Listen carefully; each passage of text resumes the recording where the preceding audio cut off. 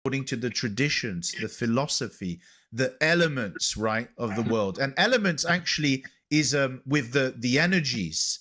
If you go to the Greek, it's talking about the energies, the gods, the spirits, right? And he's talking to pagans. He's saying, remember, you were pagans once, right? You were driven, you were led by the elements, right? The spiritual rulers of this world, right?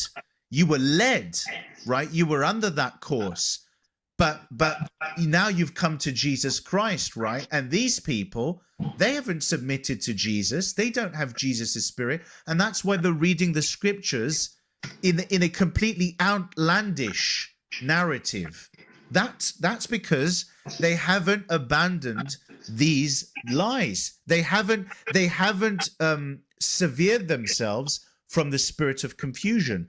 And that is found in Egypt. It goes back to Babylon.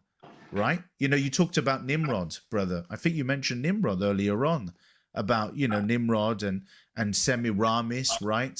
I mean, all of these ideas. I mean, brother, I'll just say this quickly and you tell me what you think, brother, and you share whatever you wanted to share. But I was listening to a live stream, brother, where you had oneness folk and Trinitarians going back and forth. And it's so interesting how many times the Trinitarians, they were caught off guard and they're actually avowing to gods, whether they realize it or not, just by the wording, brother. You know, like, whose spirit was in Jesus? The spirit of the Father? Yeah, the spirit of the Father. Okay. And did Jesus have, you know, like also the Spirit, the Holy Spirit in him? Yeah. Well, that means two persons.